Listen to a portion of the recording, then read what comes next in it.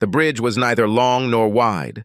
A simple wooden structure spans the narrow but deep chasm between the disappointments of the past and the uncertainty of the future. Let me introduce myself. I'm Lyle Jetterman. I'm 38 now. A man who previously differed from other men only in that he was the husband of Gloria, 36 years old, and the father of Robert, 12 years old, and Anna, 8 years old. A very pleasant family picture, but with a significant financial burden. To fulfill my responsibilities as a husband and father, I worked at Countryman Realtor for 5 years before Gabe Zelo purchased the company from Bernie Schleifer. Real estate was not my initial career or even my desired choice. I began my career after graduating from law school. By that time, I had been married to Gloria for 3 years. She was pregnant when I graduated from law school. It wasn't a very promising job market for young lawyers, but Gloria's pregnancy gave me a strong incentive to find a job that could support my family. The first job I was offered was working for a law firm that specializes in representing banks in closing home loans. It wasn't the job I dreamed of, but it was a job. While I was in law school, Gloria worked as a bank teller to support both of us. She earned enough to pay the rent and feed us. I worked a few part-time hours, doing whatever I could to supplement her income. Loans and scholarships paid for my education. But I connected my future with the Department of Education. Since Gloria apparently became pregnant during my law school graduation, I accepted the job offer. This was only the first of many concessions to the strict demands of married life. Back in those ancient times, banks lent money to individual homebuyers to purchase houses. In retrospect, it was the profession of a gentleman lawyer. I sat at the house-flipping desk to represent the lending bank at the mortgage closing. The buyer paid the bank a commission of about $500 for my services. The law firm received this amount plus another $500 from the insurance company. Everything was talking about a solid $1,000 earned every time we shook hands at the end of the house. The company, of course, received money, and I received a tiny part of it as a salary. I think all good things must come to an end, and honest stinginess must be replaced by bad and pure greed. Shortly after my wife Gloria gave birth to our second child, small banks were swallowed up by big banks, which, in turn, were swallowed up by even bigger banks. Retail loans are a thing of the past. Banking became a wholesale trade. Everything was brought to an industrial level.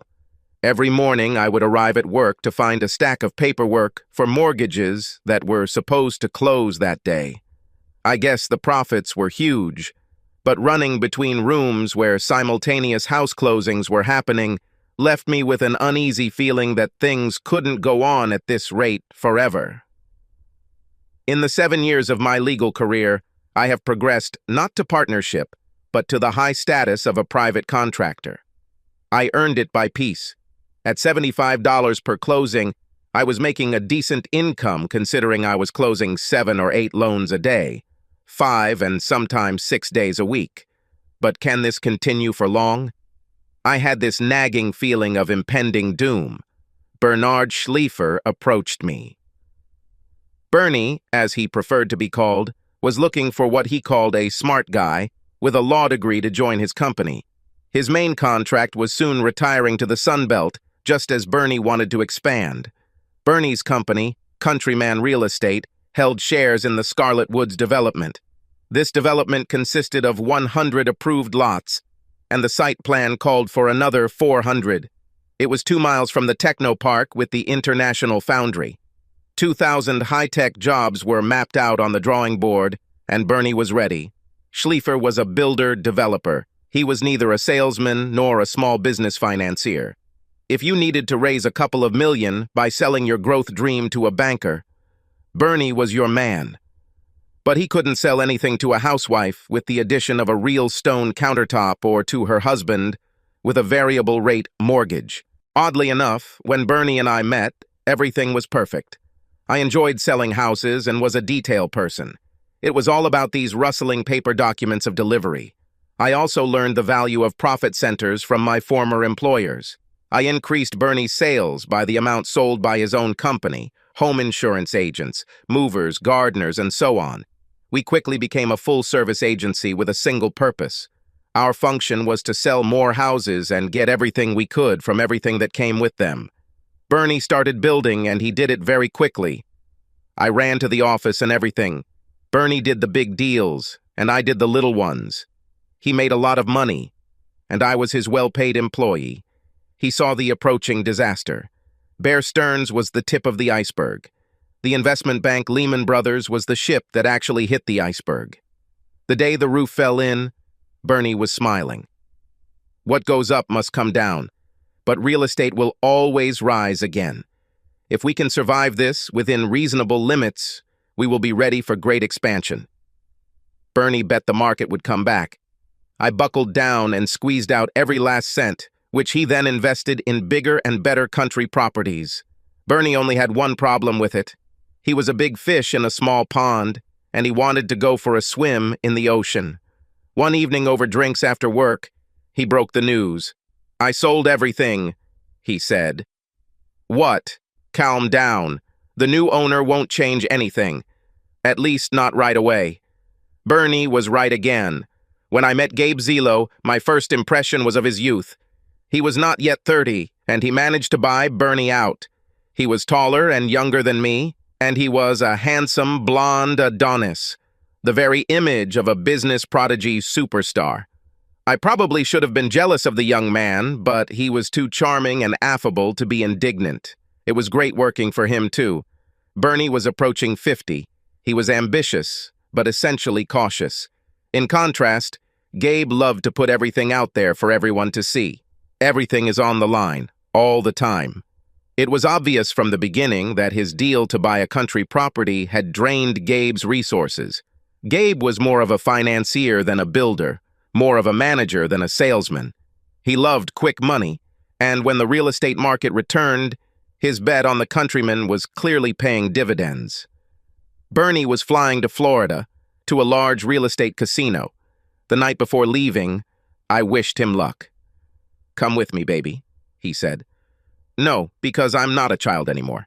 I have a wife and 2 teenagers to support," I said. "Okay, but someday you will regret it." I hoped not, but I checked the job market. There's not much left of my old company. Stephen Pender, one of the junior partners, managed to hold out during the collapse. He was glad to hear me, but he paid me 1/3 of what I was now earning. So I put my nose to the wheel to make sure the Countryman stayed afloat. But overall, I was happy working for Gabe, as we called him. He treated me well and let me pretty much run the office day to day. Did I have any doubts about him?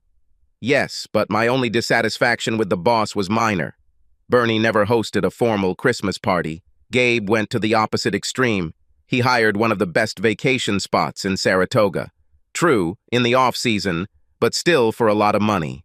The next party on the first Saturday in December was for staff, contractors, bankers, and realtors. It was a big, fancy party, and there were a lot of guests. Gabe ruled her like a king. Well, it was his money, and perhaps there was a legitimate business purpose for it all. My dissatisfaction came around midnight, but it grew throughout the night. You see, I arrived with the hottest woman in this place on my arm. I married Gloria right after college. We were both barely 22. She worked a dead-end job to support us all while I was in law school. I will be forever grateful to her for this, but she brought on her own pregnancy by going off the pill while I studied for the bar exam. Pregnancy may have been for the better in the long run. We were good parents, and still are. While I was struggling with renting houses, Gloria was raising our kids and working at night to get her doctorate in child psychology. When our youngest child returned to school, Gloria returned to work. She found a job at the State Department. She also started what I now call her running career. Gloria could be called chubby. She was fat compared to some starved models. But at age 30, she went from swimming at the YWCA pool for 2 days and running just after our kids to running solo long distances. Every morning, my wife got up early to walk 5 miles cross-country. Every evening, she did half an hour of sprinting. She had the fastest time of any local female runner. Only national competitors have beaten her once in local 5K and 10K races. She competed in the New York City Marathon 3 times, finishing in the top 100 women. I'm not a homebody. I go to the gym at least 3 times a week and bike 20 miles on summer weekends. But I have over 5% body fat, and I don't have a body that looks like it was sculpted by Michelangelo. I supported Gloria in her efforts. I saw her get up before dawn and come back sweating when I woke the children. I was proud of my wife.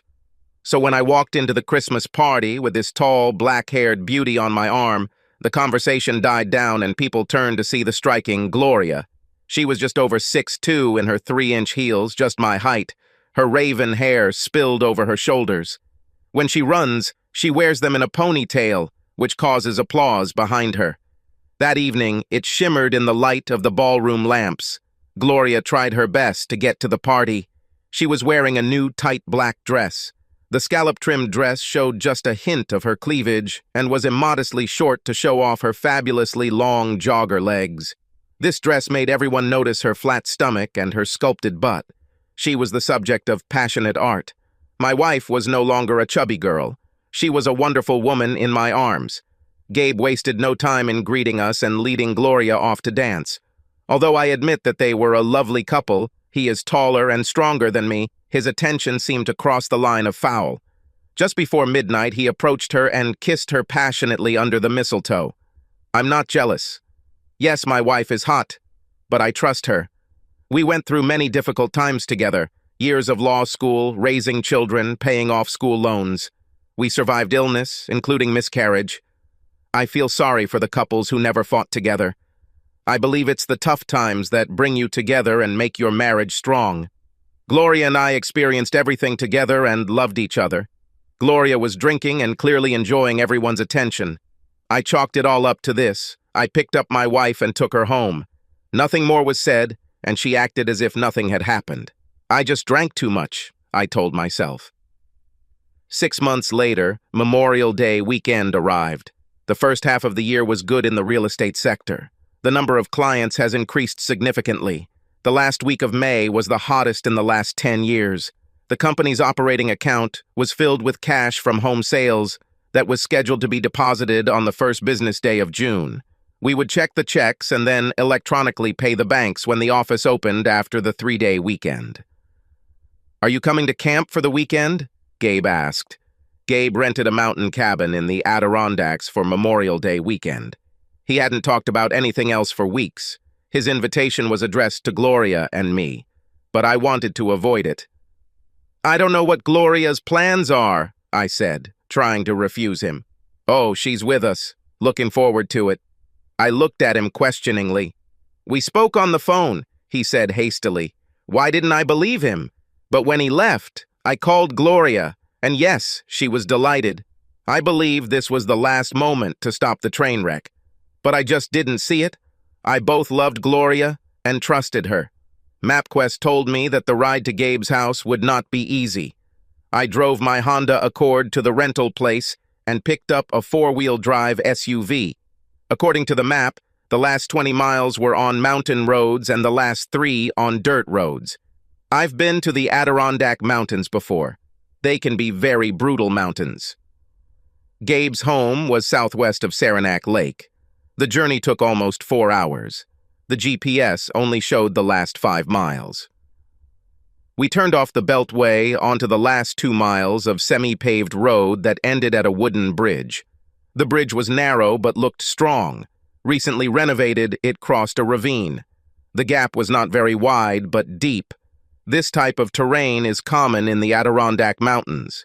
Difficult terrain is the reason they remain wild.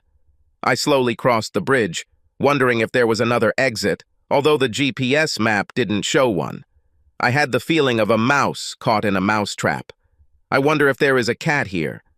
3 miles down a rutted dirt road, we came to a 2-story house.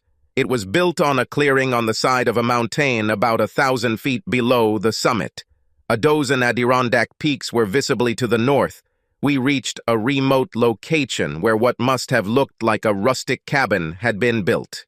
I parked the SUV in a well-maintained parking lot next to 3 comparable, albeit much more expensive-looking vehicles. Everything looked new and carefully cared for. The cabin itself was one of those modern log buildings that just looks rustic. They are decorated in a modern style with traditional paneling. A large, comfortable, modern building pretending to be a 19th century mountain retreat. The impression was vivid. Gabe went overboard again to produce it. I had no doubt who he wanted to impress, and it wasn't me. They greeted us on the wide porch with its Adirondack chairs and accompanying decor. There were 6 of them, 3 young men, Gabe, and 2 of his college friends. Ken Lewis was the shortest at about 5'10", but built like a weightlifter. He was approaching 30, like Gabe. Ken was starting to go bald, and his face wasn't as handsome as Gabe's, but he was physically covered in muscles that showed through his tight t-shirt and shorts. Glenn Sachs was the second college buddy. About 6 feet tall, thin, with curly blonde hair, he looked better than Ken. He stood holding the blonde woman tightly in his arms. She was introduced as Sharon. She was a beautiful woman with curvaceous figures and a full bust. She must have been at least 30, maybe older. A good 8 to 10 years older than Glenn. A slightly younger woman named Robin stood next to Ken and was clearly with him. She was a short, bubbly brunette in her early 30s, and very well built, with breasts that seemed too large for her small body. The last of the group was a tall woman with long brown hair. It was Paula Henry, one of those women who, for lack of a better word, are called beautiful. Definitely a woman with attractive but sharp, not entirely feminine features. Her appearance showed that she was smart. She knew it, and so did others. She was clearly the youngest of the women and was a school friend of the boys. Everyone was very friendly and overly happy that we made it. But this greeting was not ordinary. Gabe clearly greeted my wife, greeted me like an afterthought, and his friend Paula glared at me the way one would look at a laboratory animal before dissecting it. They arranged dinner for us, so we just quickly threw our bag into our assigned bedroom on the 2nd floor. Our small room was next to the master's, which Gabe occupied. We all sat down in the great hall. Massive 40 by 40 foot living room, dining room, and game room. Here, at the large oak table, we feasted on gourmet microwave meals. The food was good but effortless and expensive. Wine was served in large quantities. I observed my drinking as much as you can if your host is constantly trying to refill your glass. After dinner, the crowd sat around the gas fireplace on the terrace. Strong drinks and marijuana appeared there. It was clear that this would be a weekend of drinking and light drug use. I began to examine my situation through careful questioning and keen observation. On the surface, I was attending a normal holiday weekend with my boss, 2 of his friends, and their girlfriends. However, everything looked more cunning. Just a few minutes later, it turned out that Robin had a fiancé somewhere, but not here, and Sharon was married with 2 children and a husband at home. Sharon and Robin worked together and allegedly enjoyed a girls-only weekend at the spa together. Treason was treated casually and with humor. Paula did not take her eyes off me and did not seem to be part of this group. You'd think she was with Gabe, but she wasn't offended by his open flirting with my wife. In fact, he spent most of the night sitting between Gloria and Paula. Gabe continued to talk mostly to Gloria. My attempts to engage Paula in conversation were met with only polite interest. She sent me signals not to do anything. Around midnight, I sensed that the pleasantly excited guests were ready to retire to their bedrooms to conclude the evening's festivities, but they were waiting for something. Suddenly, Gabe turned to me and said, "Lyle, you must be tired from your long drive." "Yes, dear. Why don't you go to bed and I'll join you a little later," said my Gloria. "Damn it, not until I've had another drink," I said, grabbing the bottle. "Unless you take it, Gabe." I smiled at him as I said this, but internally, I cursed this pig who tried to seduce my wife. I also wondered what Gloria was playing at. She spent the whole evening with him, like at a Christmas party. Is she really in love? Has my 16-year-old wife fallen in love with my boss? It was a waiting game that night, but I won it. Eventually, Gloria went into the bedroom with me. In our assigned room, Gloria slipped into the shower alone. I didn't try to join her. It didn't make any sense. She acted a little cold towards me. When she came out of the shower, I slipped past her to rinse off too. I expected to find her under the covers when I came out, but she was sitting naked on the edge of the bed. "Please," she said, patting the bed next to her. As I sat down, she turned to me and said, "I want to have fun this weekend. Life has been hard, but I've worked really hard and I think I deserve a break. I don't have any problems with this. You were a wonderful wife and mother during difficult times. You sent me to law school and raised my children on my meager salary while I went back to school.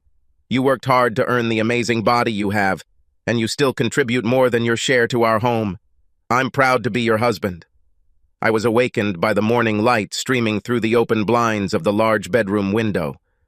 Gloria was usually up long before I went for my morning run. But her generosity with alcohol and weed last night had an effect. I got out of bed, closed the curtains, and entered the small bathroom with a shower. It was a small bedroom, but more than adequate in its amenities. I showered, shaved, and went downstairs before anyone else. I decided to look around before the others got out of bed. I moved from the great room to a patio with a fire pit and built-in outdoor BBQ. The patio opened onto a raised terrace with a small pool and sauna. Open water seemed like a risky proposition in the spring in these notoriously cold mountains. But as I climbed onto the terrace, I realized that the entire complex was heated. The higher side of the mountain was covered with solar panels, so the pool was heated, and probably the house too. Walking across the terrace, I came to what appeared to be a small barn. There were no animals, but it was filled to capacity with ATVs, snowmobiles, and gardening equipment, including several small tractors. Passing by this building, I heard the sound of a small stream in the distance. The stream flowed about 20 yards behind a locked barn with a small chimney in the roof. Looking through one small window, I saw a generator and fuel tanks. In this way, gasoline was stored for sports vehicles and a generator for emergencies. Someone took care of everything. This place was an isolated world.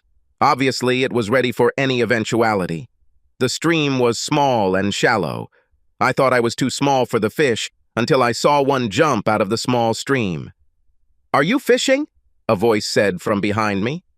Startled, I turned around and saw Paula behind me. "No, but when I was younger and had more time. It's a shame, but this might give you something to do this weekend." "Do you fish?" "No, like you don't have time."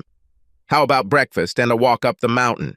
It seems like a waste of time to come all this way and never reach the top," she said. Paula placed the coffee in the stainless steel coffee maker. The kitchen pantry was stocked with microwave-ready breakfast. I chose instant oatmeal, as did my companion. No one else has woken up yet. They'll probably all sleep late. "How about a hike?" she said, smiling. Paula obviously knew where the trail started because she led us straight to it. The summit didn't seem that far away, but an hour later it seemed just as far away as when we started. "Are you sure you want to go upstairs?" I asked. "Why?" "You gave up, old man," she said. "I just wonder what the others will think when they don't find us." "Don't worry, I doubt your absence will bother them." Finally, we reached the top, and judging by the fact that the sun was almost directly overhead, it was approaching noon. The top of the mountain was a little disappointing. It was a fairly flat area with rounded edges. 2 ancient wooden benches were positioned to face east, towards the gatehouse, and several peaks to the south and east. The fog obscured the distant view, although the air seemed fresh and clean. There was a cool breeze at midday, but nothing unpleasant. My companion sat down, clearly deciding to enjoy the view. "Do you mind?" she said. "I would like to rest before going down." "No, the old man could use a break," I said. This made me smile.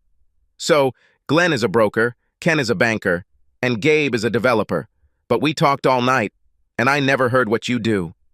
She looked at me appraisingly. Apparently, she was deciding what the harm was. "I'm an inspector. I work for the government. The job is low-paid and very boring," she said. "Have you ever inspected anyone we know?" "Oh, not lately. When we were in college, it seemed like I was always needed to help the kids. You know, covering them from an angry girlfriend or providing cheat sheets for exams. They were always on the edge. This is what makes them who they are. You know, extraordinary young people. So this is your job? Are you covering for them? What's the use of closing the barn door after the horse has gone out? This won't help you get your horse back. Rules only hold things back. It's better if smart people raise their hands and the rest are pushed aside to make way. The best thing is that, in the end, everyone benefits according to their own merits. So, what is your task for this weekend? It seems like you didn't attend the party last night, I said. She fell silent, as if the question had taken her by surprise. I stood up and walked to the side where I could see the road leading down the mountain. There was no other way, only one way out, the only way out. I turned and glared at Paula. Has she thought about this?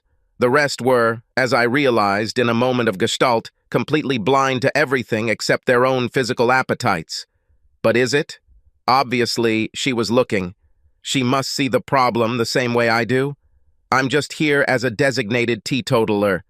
I make sure everything is going well, that nothing untoward is happening. Any problems are rejected. I don't want to interfere unless absolutely necessary. You mean unless the Golden Boys need you?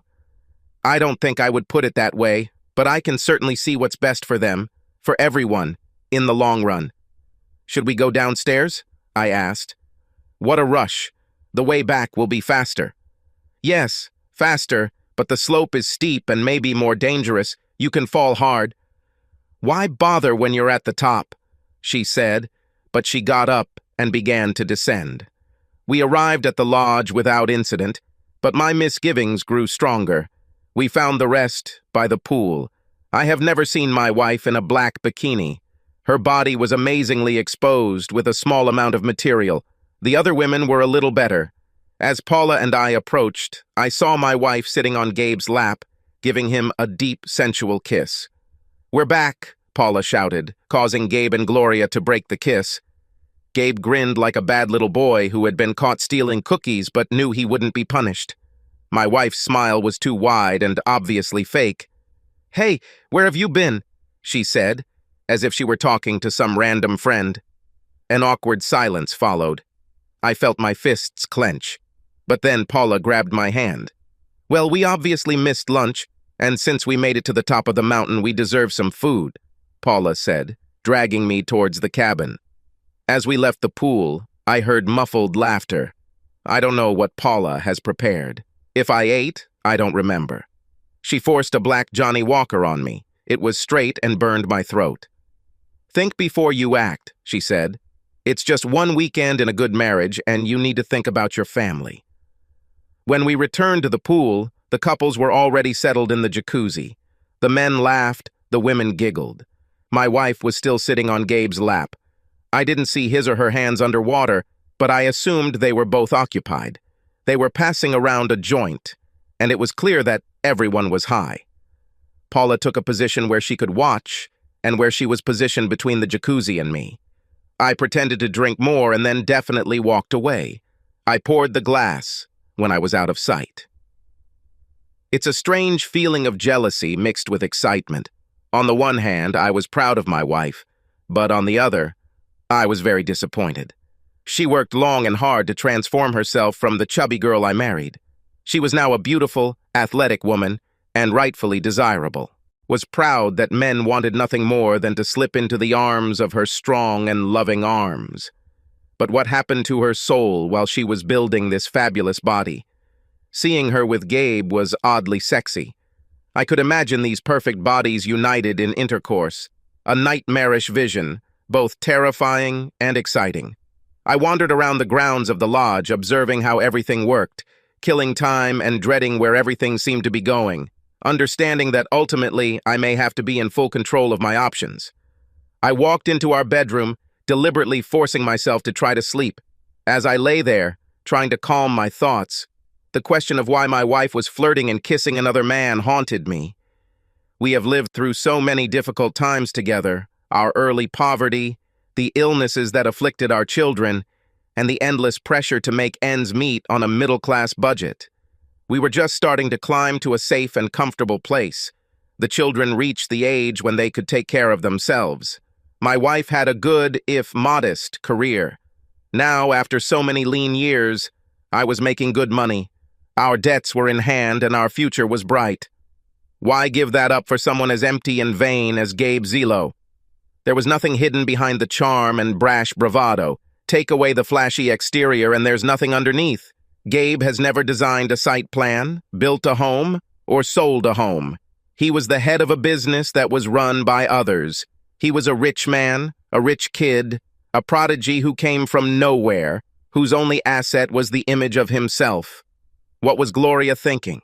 She said she just wanted to have fun this weekend. Was it fun, and how will it end?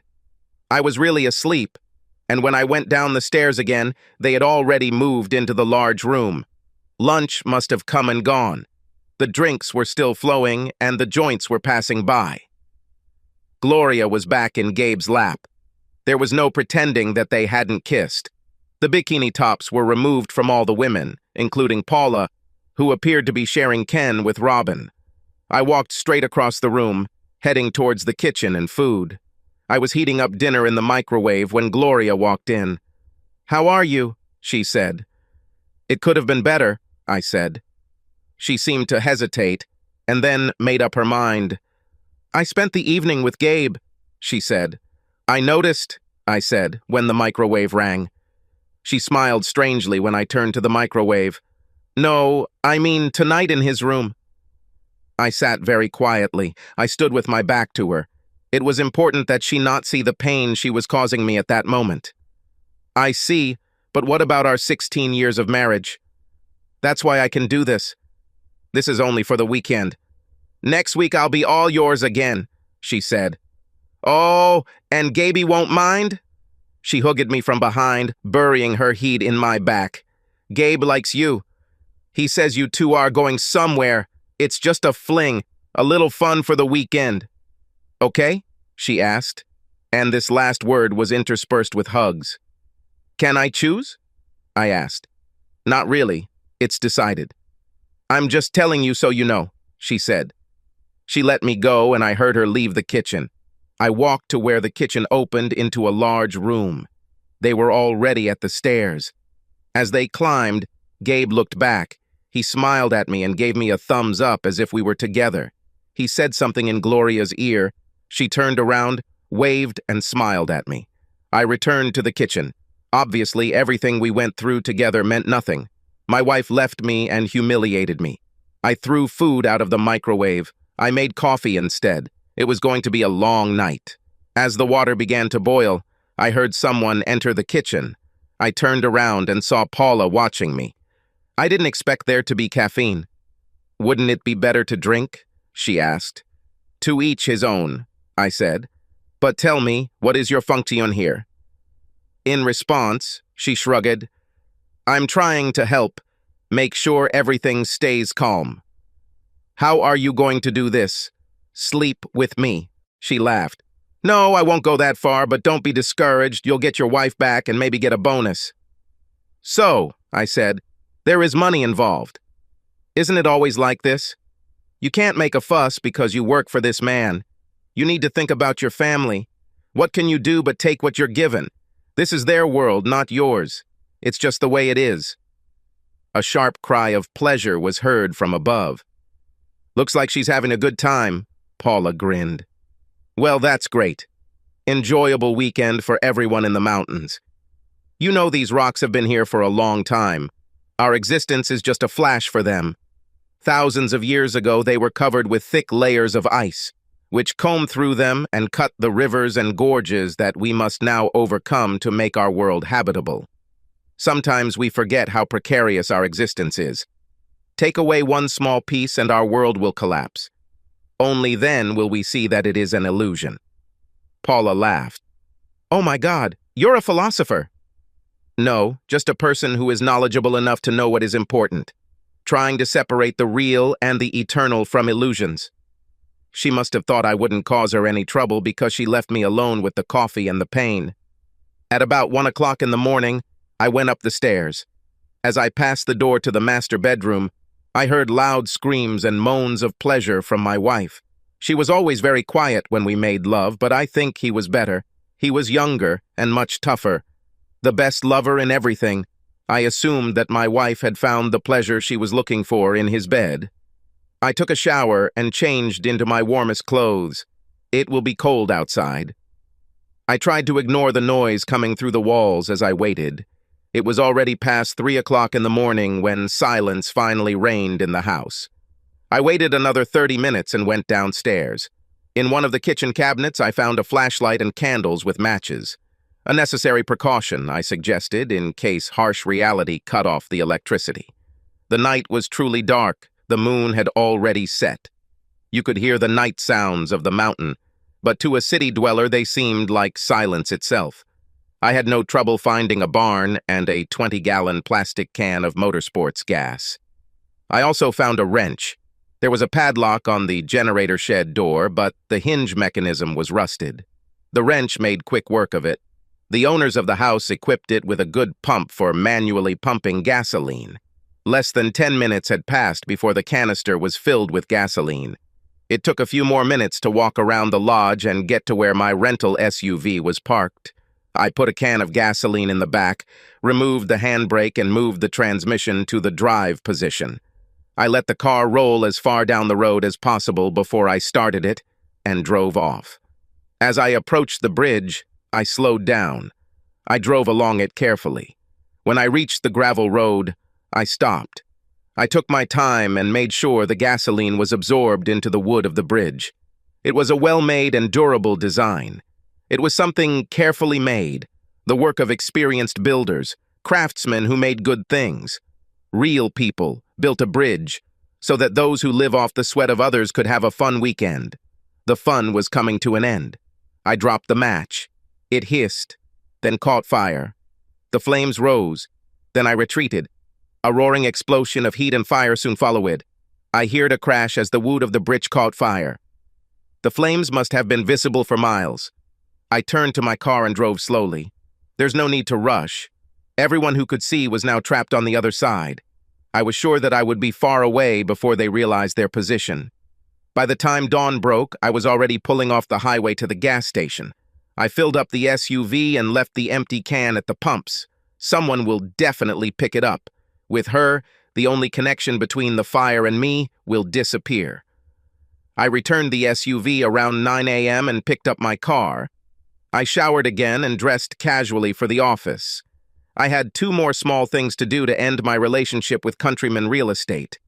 Bernie was a good boss, but forgetful. He often called me to pick up something he forgot in his office. I had keys to every door and every filing cabinet. Gabe was a careful and meticulous person when it came to his office and personal belongings. He had a large new mahogany desk with a built-in safe. Unfortunately for him, he kept the combination in a folder marked security.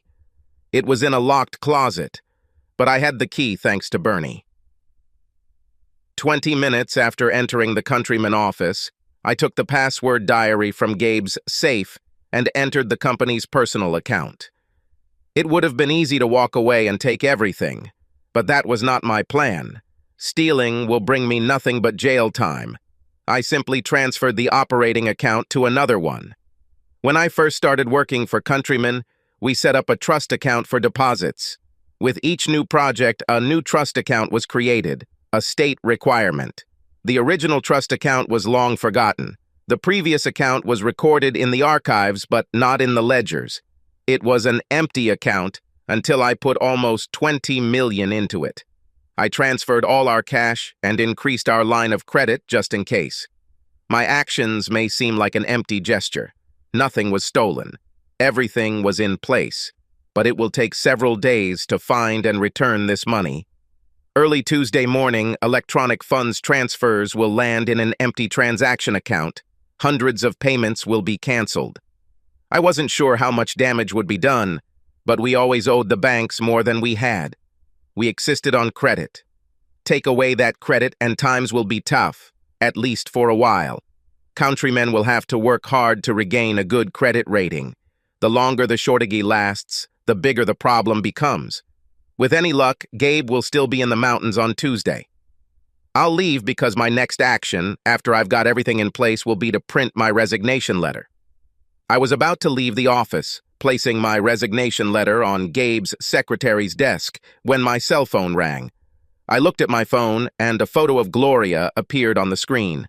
I ignored the call. A moment later, the voicemail rang. I shouldn't have listened, but I did. "Baby, where are you? They say the car is missing. I'm very worried." "Call me," said the wife. "In about half an hour." The phone rang again. It was Gabe. "Hey, Lyle, are you okay, buddy? Gloria is very worried. Call her. Right now." At the end, I sensed a slight threat. This brought a smile to my face. On Sunday, there were 3 more calls from Gloria and 2 from Gabe. He was more threatening on the second call, demanding that I call him back. On Monday morning, I went to pick up the children from Gloria's parents. As I was leaving, Gloria called me again.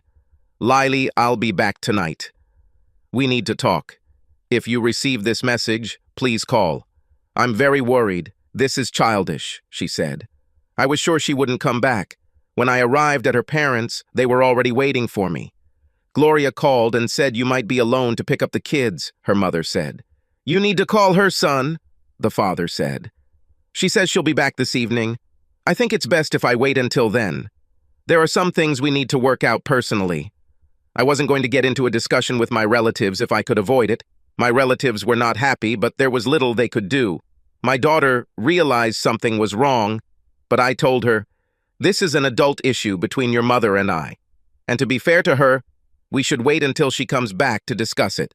After getting the kids home and getting comfortable, I went to our former bedroom and called Felix Rodriguez. "Hey, Lyle, how are you?" he asked, answering.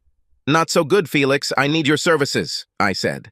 Felix was the best family lawyer I have ever known. He was good both as a lawyer and as a man. "Oh, what's the problem?" he said. "I need to file for divorce." "Under no circumstances should you joke about such things. This is the case. Gloria has an affair with Gabriel Zelo. You know, my boss." "Crap. I'm truly sorry. What should I do?" Felix and I discussed this for about an hour on the phone. I made an appointment for late Tuesday afternoon to get the process started. Phone calls continued to come from the mountain. Apparently, her parents called her.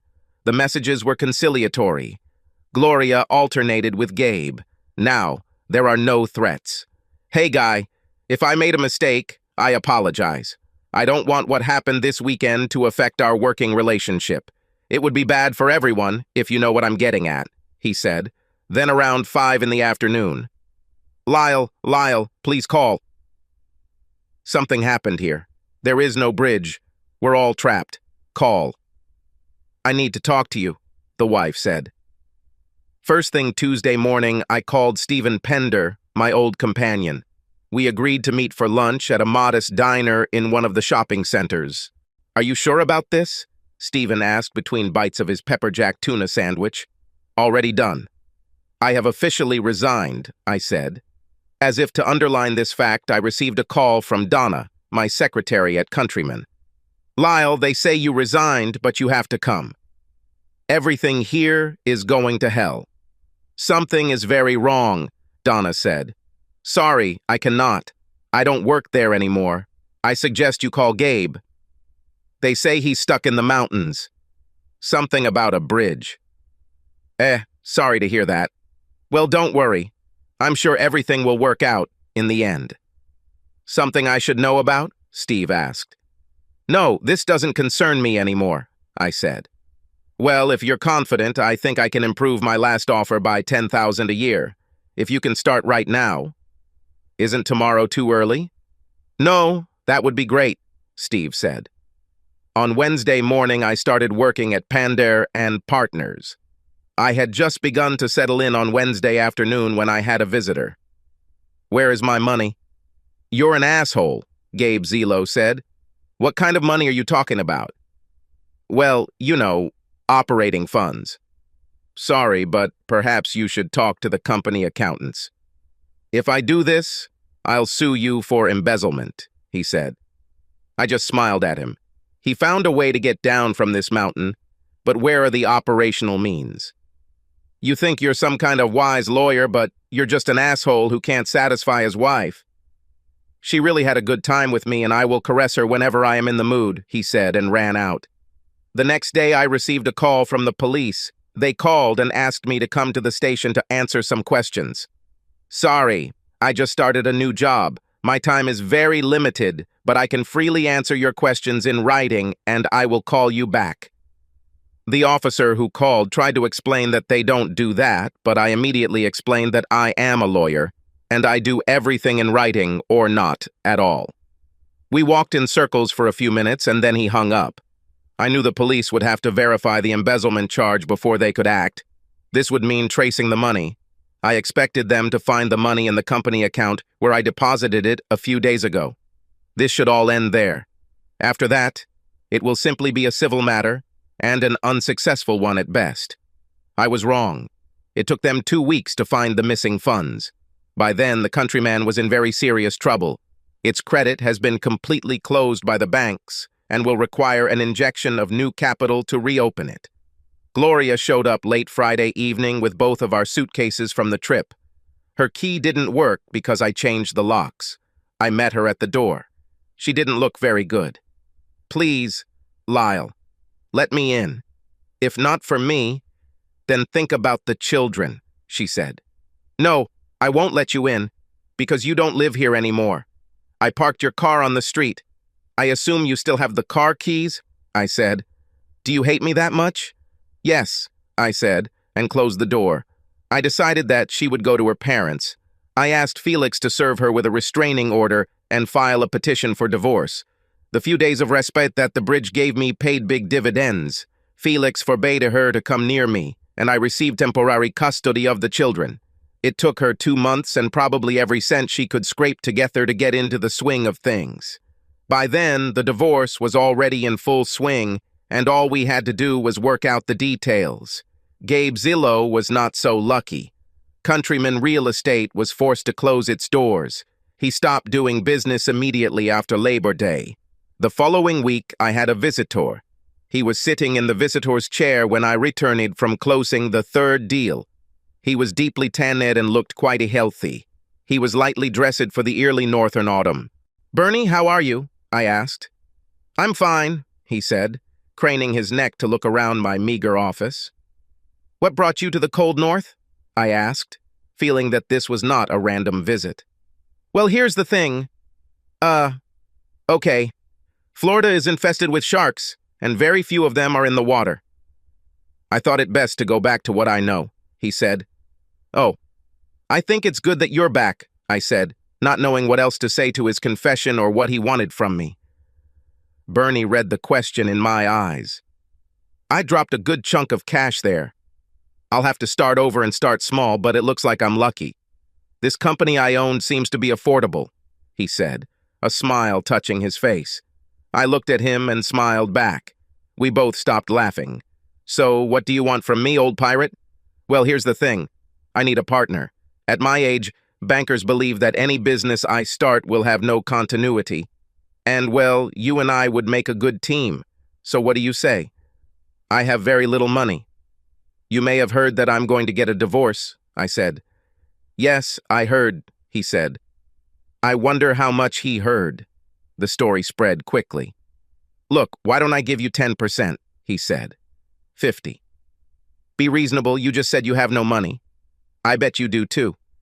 "But I will agree to 45%, I said. "Look, 25% is fair. But this is not enough. 40% and an option to buy another 10% in 10 years. "Okay, I just hope I live to see it," said the man who I knew was going to attend my funeral. Bernie and I are back in business. We bought every lot Countryman owned at a discount from the banks, who were now holding them using the same bank's money. I thought it would be difficult for us, but we soon had a very strong business building and selling houses. Life moved on as usual, and so did my divorce. It was mostly a custody and visitation battle. We ended up developing a complex joint custody and visitation system. That's why I came home to a dark and empty house on Christmas Eve. Gloria took the children for Christmas. I was supposed to get them for Christmas. Since Christmas was on a Sunday, they had to return to her place on Monday, which was her day off. The kids couldn't stand this kind of routine. As I approached the house, I saw a figure sitting on the steps, She was sheltered from the cold and light falling snow. I was next to her before I recognized my ex-wife. "Gloria, what are you doing here?" I asked. She didn't look very good. She was even thinner than the last time I saw her, and her eyes seemed empty and indifferent.